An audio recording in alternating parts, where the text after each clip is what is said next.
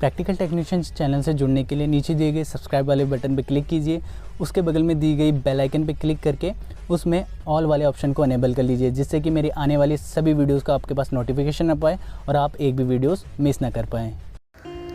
Hello friends, welcome back to my YouTube channel. तो आज का वीडियो बहुत ज़्यादा यूनिक होने वाला है, क्योंकि इस वीडियो में ना ही मैं आपको कोई प्रैक्टिकल वीडियो दिखाऊंगा और ना ही कोई थ्योरी बेस्ड कॉन्सेप्ट क्लियर कराने वाला हूं। इस वीडियो के साथ हम एक नई सीरीज़ स्टार्ट करने वाले हैं, जिसमें मैं आपसे 10 सवाल पूछूंगा जो कि होंगे बेसिक HVAC सिस्टम से रिलेटेड, जो कि आपको मदद करेंगे आगे चलकर किसी भी इंटरव्यू में। तो कोशिश ये करिएगा कि वीडियो को लास्ट तक देखें और सारे के सारे सवालों का जवाब देने की कोशिश करिएगा। तो इस वीडियो में मैंने आपसे 10 ऐसे सवाल पूछे हैं जो कि बहुत ज़्यादा इम्पोर्टेंट भी हैं और बहुत ज़्यादा यूनिक भी हैं। तो मैंने हर एक सवाल के बीच में आपको दिया है 10 सेकंड का टाइम, जिससे कि आप उस सवाल को समझ पाएँ और जवाब दे पाएँ। तो चलिए जल्दी से बढ़ते हैं अपने 10 सवालों की तरफ। तो चलिए दोस्तों, इस सीरीज़ का पहला सवाल ये रहा आपके सामने पे। What is the full form of HVAC, यानी कि HVAC का पूरा नाम क्या होता है। तो ये कुछ ऑप्शंस है आपके सामने पे। A, heating ventilation air conditioning. B, high ventilation air conditioning. C, highest ventilation air conditioning. D, heating various air conditioning. बहुत ज़्यादा इंपॉर्टेंट क्वेश्चन है, बहुत जगह पूछा गया है। तो चलिए आपके पास 10 सेकेंड है, उसके बाद मैं आपको इसका आंसर बताता हूँ।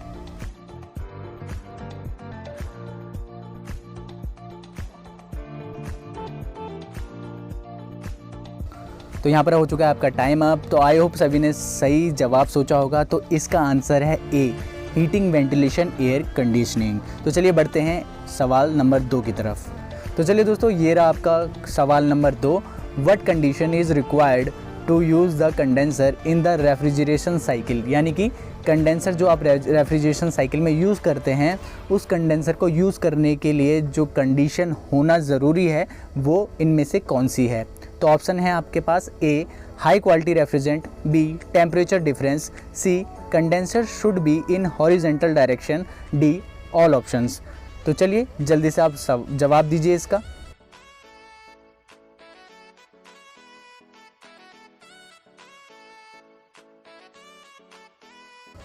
तो चलिए हो चुका है आपका टाइम अप। तो इस सवाल का आंसर है टेम्परेचर डिफरेंस। जी हाँ, अगर आप कंडेंसर यूज़ कर रहे हैं तो उसके लिए कंडीशन रिक्वायर्ड है टेम्परेचर डिफरेंस की, क्योंकि अगर रेफ्रिजरेंट और एटमॉस्फेयर के बीच में टेम्परेचर डिफरेंस नहीं होगा तो हीट ट्रांसफ़र नहीं होगी। तो चलिए बढ़ते हैं अब तीसरे सवाल की तरफ। तीसरे सवाल में आपसे पूछा गया है what is meant by pump down system, यानी कि पंप डाउन सिस्टम से क्या तात्पर्य है। पंप डाउन सिस्टम जो टर्म है, इससे क्या मतलब निकल के आता है या क्या मतलब होता है इसका। ऑप्शन है chiller pump shut down. B, compressor shut down. C, all system shut down. D, none above.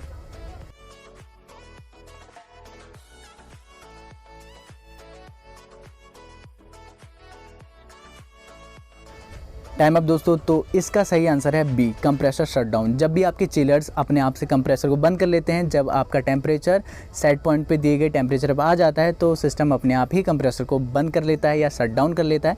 तो इसी टर्म को हम कहते हैं पंप डाउन सिस्टम होना। Question number 4, in which state does the refrigerant change in the evaporator. Evaporator में जो refrigerant है वो कौन से स्टेट में चेंज होता है या कौन सी अवस्था अपनी बदलता है। तो ऑप्शन ए है वेपर टू लिक्विड। बी है लिक्विड टू वेपर। सी है सॉलिड टू वेपर और डी है लिक्विड टू सॉलिड।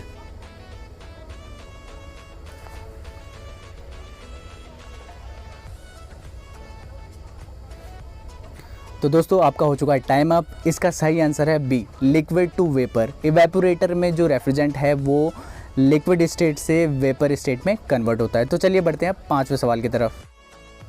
सवाल नंबर 5 आपसे पूछता है under which protocol is the R22 refrigerant band, यानी कि जो R22 रेफ्रिजरेंट है वो किस प्रोटोकॉल के तहत बैन करी गई है।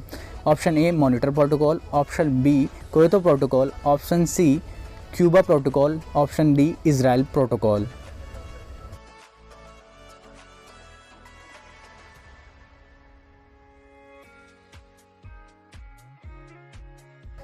Time up. तो इसका सही आंसर है मॉनिटर प्रोटोकॉल। क्योतो प्रोटोकॉल और मॉनिटर प्रोटोकॉल को मैंने एक वीडियो में आपको एक्सप्लेन भी किया है। ऑप्शन सी और डी कोई सा ऐसा प्रोटोकॉल HVAC फील्ड में नहीं है। तो इसका सही आंसर है मॉनिटर प्रोटोकॉल। तो अब आता है question number 6, water is cooled in the cooling tower, यानी कि जो कूलिंग टावर है उसमें पानी ठंडा किस मेथड के थ्रू होता है। ऑप्शन ए है condensation, option B evaporation, option C fusion, option D है सब्लिमेशन।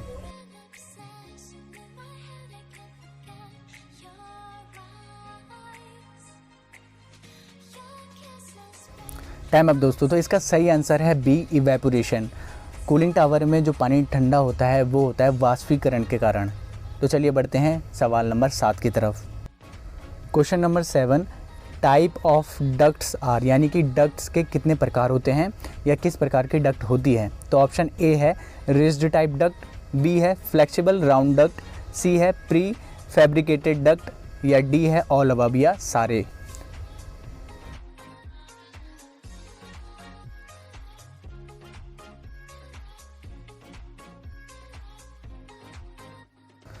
Time up. तो इसका आंसर है डी। ये जितने भी अभी मैंने ऑप्शन आपको बताए हैं ए बी सी, ये सभी प्रकार हैं डक्ट के। तो चलिए बढ़ते हैं क्वेश्चन नंबर 8 की तरफ।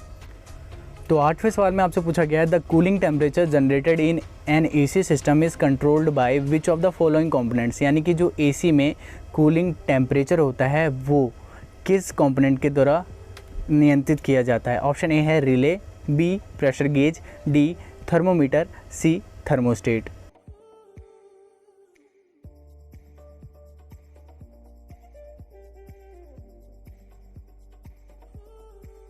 तो चलिए दोस्तों, हो चुका है आपका टाइम अप। तो इसका सही आंसर है सी थर्मोस्टेट।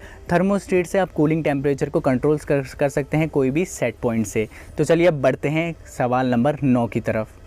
तो दोस्तों सवाल नंबर 9 में आपसे पूछा गया है what is the full name of VRF. VRF एक बहुत ही अच्छा सिस्टम है जो कि बहुत कम एरिया में इंस्टॉल हो जाता है और अब बहुत जगहों पे वाटर कूल्ड और एयर कूल्ड की जगह पे रिप्लेसमेंट में वीआरएफ को लगाया जा रहा है और जो इसका आउटडोर है वो लगभग एक पैकेज यूनिट के बराबर होता है। तो चलिए इसके ऑप्शन है velocity refrigerant flow, B variable refrigeration friction, C velocity refrigeration friction, D variable refrigerant flow.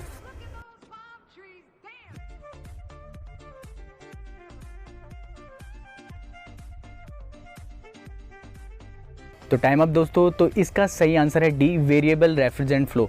Variable refrigerant flow का मतलब होता है जो रेफ्रिजरेंट का फ्लो है वो कम ज़्यादा होता रहता है कूलिंग के हिसाब से। तो एक बहुत इंपॉर्टेंट सवाल है ये, क्योंकि आजकल बहुत जगहों पे इसका यूज़ होना स्टार्ट हो चुका है। तो बढ़ते हैं अपने 10वें सवाल की तरफ।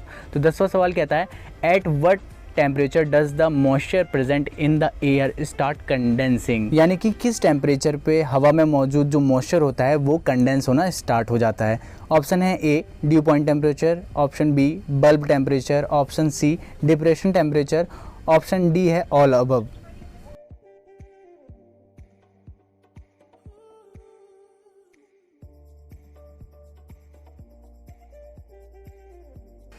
टाइम अप दोस्तों। तो इसका सही आंसर है dew point temperature. Dew point temperature एक ऐसा टेम्परेचर है जहां पर एयर में प्रेजेंट मॉइस्चर कंडेंस होना स्टार्ट कर देती है।